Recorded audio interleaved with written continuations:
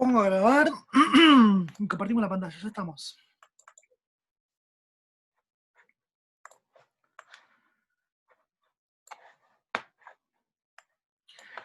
Bien, entonces, estamos hablando del adelgazamiento en la capa de ozono. O sea, ven que acá hay una progresión a lo largo de la década del 80 acerca de cómo este adelgazamiento fue teniendo un incremento progresivo.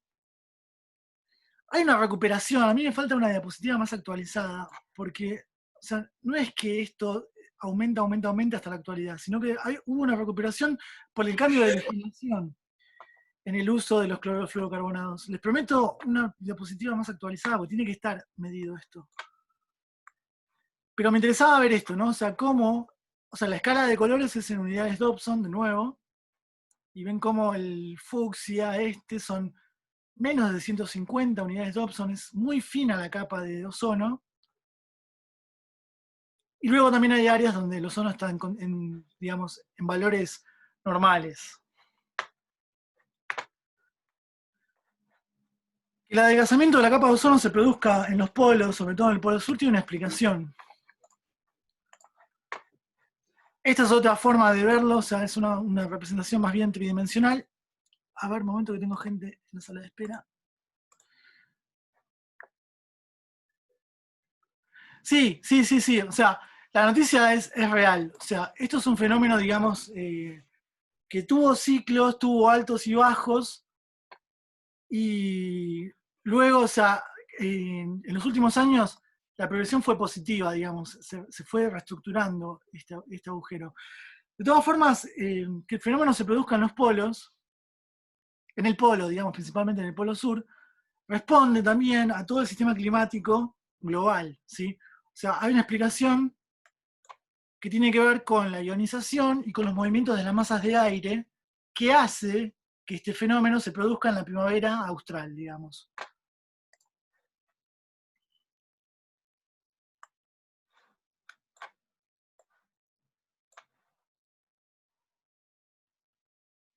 O sea, ¿por qué en los polos? O sea, una variable importante de esta distribución es el momento de apertura del vórtice polar. Ahora de a poco vamos a ir viendo qué es el vórtice polar y luego lo vamos a ir discutiendo.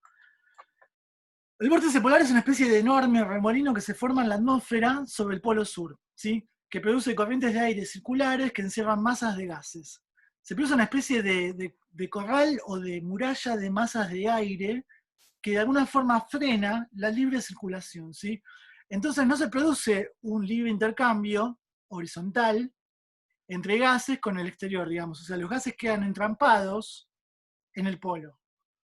Esto se produce, es un fenómeno, se cree natural en determinada época del año, ¿sí? Se forma esta pared de corrientes de aire.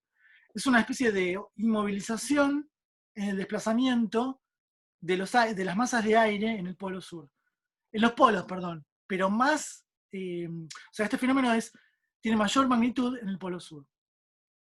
Esto hace que no ingresen las corrientes cálidas del Ecuador cargadas de ozono, ¿sí? Entonces, no hay recambio en la cantidad de ozono que debe estar cubriendo el polo, ¿sí? Este fenómeno, que controla en gran medida la cantidad de ozono en la atmósfera polar, solo se presenta en el polo sur debido a que el polo norte tiene un relieve que impide la formación de remolinos. O sea, hay como varios factores. Ven, acá está la formación del vórtice polar, el ingreso o no ingreso de masas de aire del Ecuador transportando ozono. Y además, también influye la topografía, ¿sí? No es lo mismo que todos estos fenómenos se produzcan sobre cadenas montañosas que sobre superficies, digamos, de menor altura, que sean llanas, digamos, o sea, con menor topografía, ¿sí? Entonces, de nuevo, o sea, ven cómo los fenómenos en este planeta se explican por diversos factores. Nunca un solo factor explica un fenómeno global, ¿sí?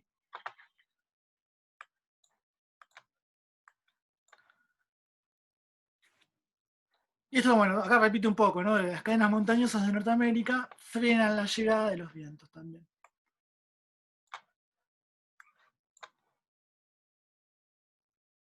Claro, sí, tal cual.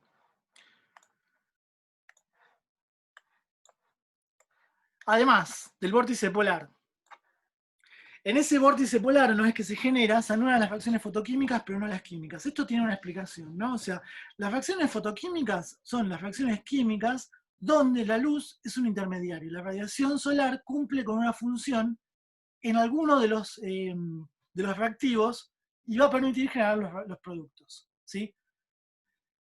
Entonces, las reacciones fotoquímicas van a estar anuladas, pero sí se van a seguir produciendo reacciones químicas.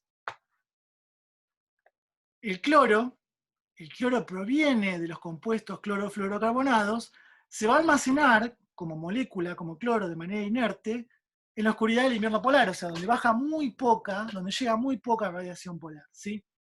Luego en la primavera, cuando llega mayor cantidad de radiación, el cloro inerte que se acumuló durante el invierno se va a disociar, se van a formar iones, radicales libres de cloro, ¿sí? El cloro diatómico se va a disociar en cloro monoatómico, ¿sí?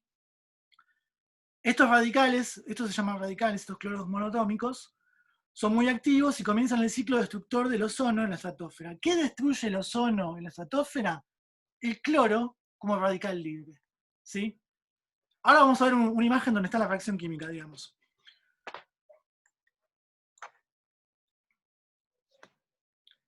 O sea, los años en que se registraron las menores concentraciones de ozono fueron los en los que el vórtice se abrió más tardíamente.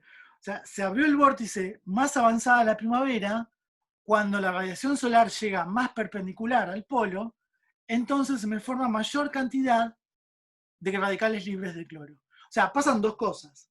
Si el invierno es más largo y no se abre el vértice polar, se acumula mayor cantidad de cloro inerte. Luego, avanzada la primavera, tengo una gran cantidad de cloro inerte acumulado. Me llega la primavera tardía, comienza la radiación solar a pegar sobre todo ese cloro acumulado y se me forma mayor cantidad de radicales libres de cloro. Esos radicales libres de cloro son los que van a destruir el ozono. Si yo tengo mayor cantidad de cloro acumulado, tengo mayor cantidad de radicales libres, y eso me va a producir mayor destrucción del ozono. Eso es lo que explica que las primeras tardías son las que tienen mayor adelgazamiento del ozono, ¿sí?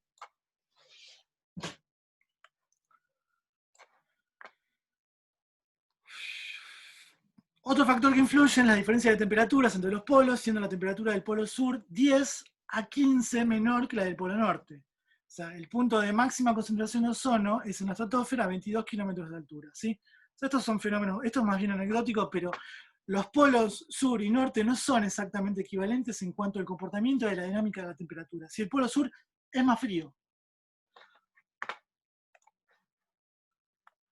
Esto es un poco lo que preguntaba, creo que Santi. ¿Cómo se crea el ozono? El ozono parte de la unión del oxígeno. El oxígeno tal cual es respirado por los seres vivos, liberado por la fotosíntesis de las plantas, diatómico, es una molécula de 2 átomos, con el oxígeno monoatómico. Esto me forma oxígeno triatómico u ozono, digamos. Esta es una reacción, digamos, espontánea, o sea, se produce, digamos, de manera espontánea, o sea, no necesita, digamos, de catalizadores, o es una reacción que ocurre, digamos, en la estratosfera. Ahora, ya tenemos la formación. ¿Qué lo destruye? ¿Puede ser de nuevo la formación? Porque me perdí. Acá estamos. Te digo la verdad. El ozono básicamente es una molécula de 3 átomos de oxígeno. ¿Cómo se me forma el oxígeno 3, ozono? Una molécula de oxígeno. El oxígeno en su forma normal en la atmósfera aparece como oxígeno diatómico, ¿sí? El oxígeno que utilizan los metabolismos de las plantas, de los animales, el oxígeno que respiramos, el oxígeno producto de la fotosíntesis es diatómico, es una molécula de 2 átomos. Este oxígeno es más raro, es más inestable, tiene tendencia a unirse a otro oxígeno y formar este oxígeno diatómico que es más estable. Sin embargo, en la estratosfera alta hay oxígeno monoatómico. Este oxígeno monoatómico se combina con el diatómico y me forma el triatómico, ¿sí? El ozono.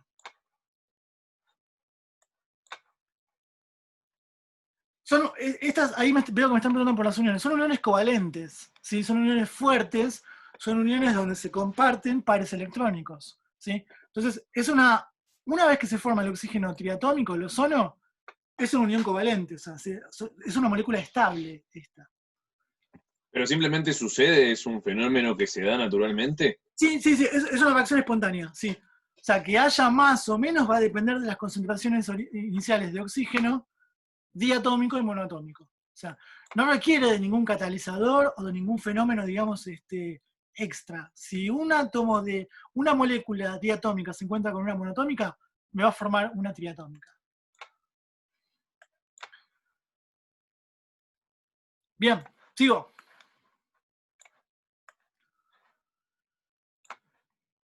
Vimos la creación, ahora vamos a la destrucción. La destrucción, la dijimos, ¿quiénes son los agentes destructores del ozono? Los compuestos clorofluorocarbonados por excelencia. Entonces, acá está un poquito explicado, ahora lo vamos a ver también con el esquema de la reacción. Un tipo de radiación UV, radiación UVB, o sea, es una radiación que está, digamos, la longitud de onda desplazada más lejos del visible, la que tiene mayor cantidad de energía, arranca la molécula de cloro del clorofluorocarbonato. Cuando yo hablo de clorofluorocarbonados, hablo de moléculas que tienen cloro, tienen flúor y tienen carbono. El carbono está en el centro. El carbono se une a 4 cosas, generalmente. En un clorofluorocarbonato se une a 2 flúor y a 2 cloros. Entonces, la radiación UVB, esta que dijimos que era la nociva, la que se encarga de filtrar la capa de ozono, lo que va a hacer es arrancar, separar, romper un enlace de los cloros a ese compuesto de clorofluorocarbonados. Al combinarse con una molécula de ozono, lo destruye, para luego combinarse con otras moléculas de ozono y eliminarlas. Acá lo estoy contando muy rápido. La mejor forma de verlo es así. Este es el compuesto de clorofluorocarbonados, ¿sí? Carbono en el centro, 2 flúor, 2 cloros. Esto es lo que está en los aerosoles, en los refrigerantes, etc. Cuando el compuesto de clorofluorocarbonados es irradiado por esta radiación UV, se me produce la liberación de un radical libre. O sea, un ion de cloro. Esto es un cloro con una carga electrónica, con un electrón de más. Esto queda libre en la atmósfera, ¿sí? Entonces, el rayo UV libera un átomo de cloro de la molécula de clorofluorocarbonato. Esto queda libre y esto es lo que va a destruir el ozono. Sigo. Acá tengo mi radical libre. Acá se encuentra con el ozono. Esto pasa en la estratosfera. Ahora se me forma un primer compuesto que es el óxido de cloro. El radical libre básicamente lo que hace es arrancarle un oxígeno al ozono. Entonces me queda óxido de cloro y oxígeno. ¿Sí? Ahora, este óxido de cloro puede volver a... perdón. A ver, para lo quiero explicar para que se entienda bien. Ahora va a combinarse nuevamente con el oxígeno monoatómico y me va a formar oxígeno y otro radical libre. ¿Sí? Entonces, acá vemos un fenómeno de destrucción por retroalimentación, ¿sí? Porque la reacción comienza con un radical libre de cloro y termina con un radical libre de cloro. Entonces, esta reacción es como que continuamente se está regenerando, ¿sí? O sea, este radical libre va a volver a combinarse con el ozono y me va a volver a formar un óxido de cloro más un oxígeno. Este óxido de cloro va a volver a combinarse con oxígeno monoatómico, me va a generar más oxígeno y me va a liberar nuevamente el radical libre. ¿Sí? Ven cómo el agente destructor arranca como reactivo y termina como producto, en una serie de 2 reacciones en cadena.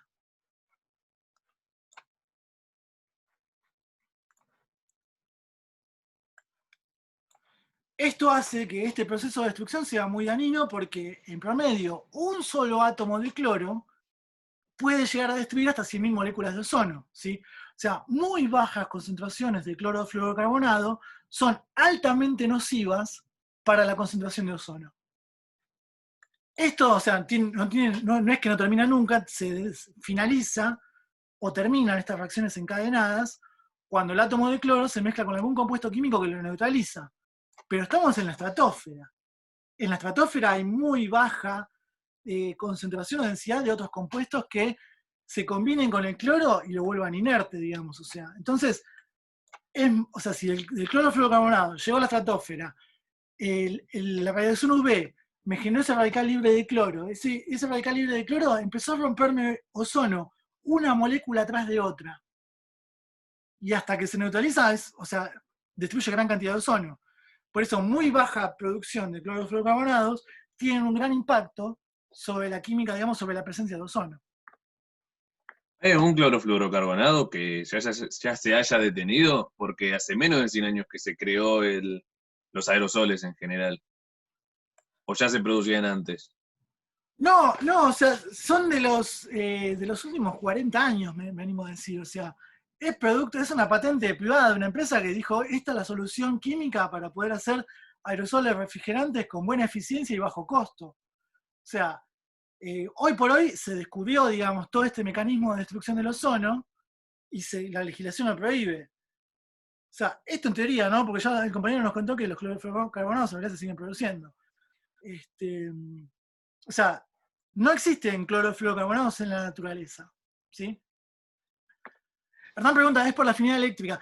Totalmente, o sea, estas combinaciones, estas reacciones químicas entre los radicales libres de cloro, el ozono, el oxígeno monoatómico y el oxígeno diatómico, todo es por afinidad electrónica. O sea, hay una sesión continua de electrones formando nuevos enlaces y rompiendo enlaces preexistentes, ¿sí?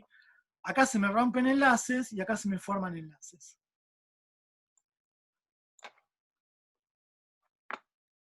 Esto es química inorgánica pura. O sea, no quiero entrar mucho en el detalle de la química inorgánica, pero tiene que ver con estos procesos espontáneos donde los reactivos más inestables pasan a productos más estables.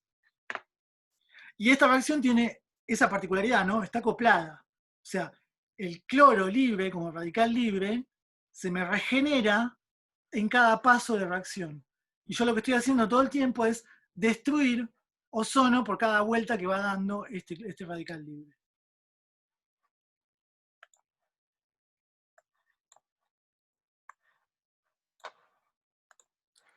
Bien, hemos llegado al final. Increíble. A ver, creo que me quedaron algunas cosas pendientes en el chat.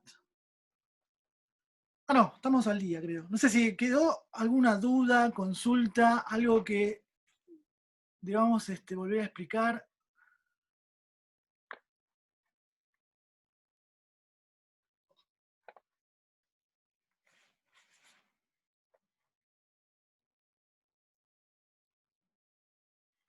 Bien.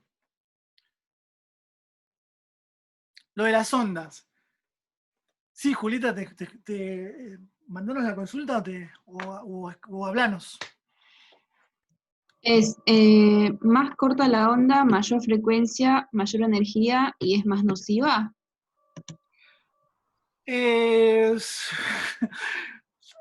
Más corta la onda, mayor frecuencia, mayor cantidad de energía, ¿hasta ahí? Sí, perfecto. Más nociva, en general sí, pero no quiero decirte sí, porque no estoy 100% seguro. En términos generales sí, porque o sea, son ondas que transportan mayor cantidad de energía, hay un límite de energía que se vuelve, digamos, nocivo. Está bien. Y lo de la más larga la onda es al revés, menor frecuencia, menor energía. Exacto. O sea, Ok. esto, digamos, de la relación entre longitud de onda, frecuencia y cantidad de energía transportada, imaginen, ¿no? O sea, hay que hacer un esfuerzo de abstracción grande, ¿no? Una onda es, digamos, una perturbación o una propagación que se mueve en el espacio, en una dirección, a una velocidad dada, o sea, es a la velocidad de la luz, ¿no? Yo tengo entre el punto máximo y punto máximo de una onda, una longitud de onda. Y yo les dije que la frecuencia era la cantidad de ondas que pasan por un punto fijo en el espacio en un segundo. ¿Sí? En un segundo yo me paro y veo por adelante de mis ojos cuánta cantidad de onda pasó en ese segundo. Eso es la frecuencia. Si yo tengo, por ejemplo, que una onda larga, que tiene entre una cresta y una cresta 1 kilómetro, me paro delante de esa onda, pasa delante de mí y yo la puedo medir, y en un segundo pasó una cresta y la otra cresta, mi frecuencia es de 1 Hz. O sea, en un segundo pasó un tren de onda completo, de cresta a cresta. Entonces lo que voy a decir es que, o sea, esa onda tiene una frecuencia de 1 Hz. Eso quiere decir que en un segundo pasó una onda. Ahora, si la onda tiene una longitud de onda que hace que, más corta, ¿no? Más chiquita, tengo las dos crestas más juntitas, tiene menor longitud de onda. Entonces yo me paro de nuevo delante de esa onda y miro en un segundo cuántas ondas pasan por el punto que tengo delante mío, delante de mis ojos. Si veo que en un segundo pasan 2 ondas completas, voy a decir que esa onda tiene una frecuencia de 2 Hz. Quiere decir que en un segundo pasaron 2 ondas completas. Entonces, menor longitud de onda, o sea, si yo tengo más juntas las crestas, en un segundo me pasan mayor cantidad de ondas, ¿sí? Por un punto definido, por un punto fijo en el espacio. Entonces, menor longitud de onda va a hacer que se aumente la frecuencia. ¿Por qué? Porque las ondas, además, se están desplazando todas a la misma velocidad, ¿no? Entonces, tenemos una velocidad fija, la velocidad de la luz, 300.000 kilómetros por segundo. En un segundo, esa onda pasó a esa velocidad tantas cantidades de crestas. Entonces, cuando las crestas estén más juntas, más pegadas, menor longitud de onda, mayor va a ser la cantidad de crestas que pasan por ese punto, en un segundo. Entonces, eso hace que menor longitud de onda, crestas más pegadas, tengan mayor frecuencia. ¿Sí? Pasan mayor cantidad de crestas adelante mío en un segundo. Más o menos. Es muy difícil de explicar por Zoom. Bien. ¿Alguna consulta o duda más? De paso, bueno, algunas cosas las dije al comienzo de la clase. La próxima clase es el viernes a las 5. Gracias a vos, Julieta. Es el viernes a las 5. Terminamos con esta presentación. Les voy a dejar colgada en la plataforma clase nueva para el viernes a las 5. Vamos a hablar de la radiación solar. Vamos a hablar en particular de la radiación solar. Vamos a hablar de instrumentos de medición, de unidades de medida, algunas fórmulas. Algo les adelantó en la charla de mi hermano acerca de la ley de Stefan Boltzmann. O sea, no voy a entrar en mucho detalle porque me interesa simplemente que conozcamos algunas reglas físicas para entender mejor la radiación solar.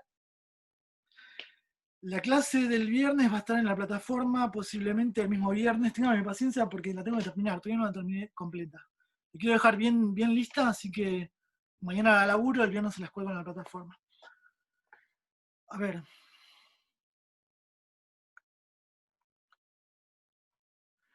Veo, a ver qué puso Carlos en el chat.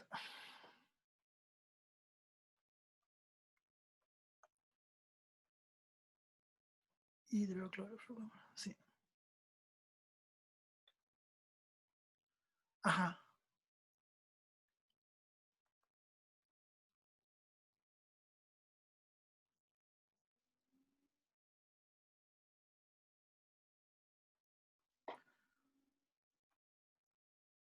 Buenísimo, Carlos, gracias por el aporte. Es sumamente interesante la información, es sumamente deprimente al mismo tiempo, pero o sea, está bueno saberlo, porque uno se pone a estudiar sobre esto, o sea, yo que no sé, yo no trabajo, la verdad, con estos productos refrigerantes, y uno, por lo que dice la bibliografía, por lo que dicen las noticias, supuestamente están completamente prohibidos. Y después te viene de la mano la noticia de que se cerraba el agujero de ozono y uno dice, ah, joya, buenísimo, esto es porque tenemos 10 años sin usar CFCs. Sin embargo, se siguen usando. O sea, O sea, evidentemente debe haber bajado la escala de producción y de emisión de clorofluorocarbonados si se produce, digamos, una recuperación del ozono. Eso también es algo que, o sea, por ahí no hice hincapié, ¿no? Pero si yo freno la destrucción, tengo un proceso de creación, digamos. O sea, no es que puedo extinguir el ozono y nunca más voy a tener ozono. O sea, como toda reacción química, tengo en una dirección y la inversa. O sea, tengo el clorofluorocarbonado destruye, pero el ozono tiene capacidad de regeneración, por suerte.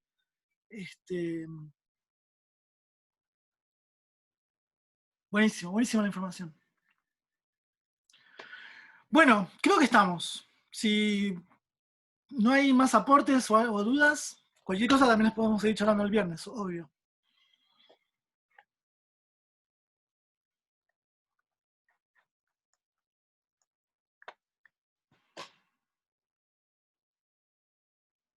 Totalmente, sí, eso es un punto importante. O sea, lo que está diciendo Lautaro en el chat. O sea, no es lo mismo un productor, digamos, digamos, de las potencias super industrializadas, que la escala de producción, digamos, o de uso o de consumo de países como el nuestro, digamos. O sea, y eso también se ve en las emisiones de dióxido de carbono. Y eso es grave cuando potencias, o sea, grandes potencias industrializadas no adhieren a los protocolos como el de Kioto o el Tratado de París, o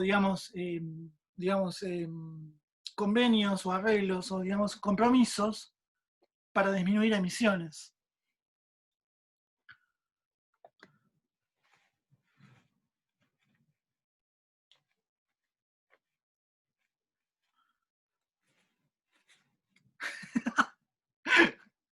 Sí, Estados Unidos, China y Rusia también, ¿eh? No le echemos la culpa a uno solo. Sí.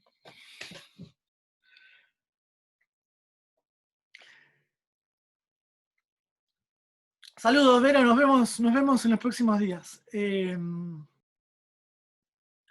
Bueno, entonces nos reencontramos el viernes. Si queda algo o consulta o duda, anótensela para el viernes.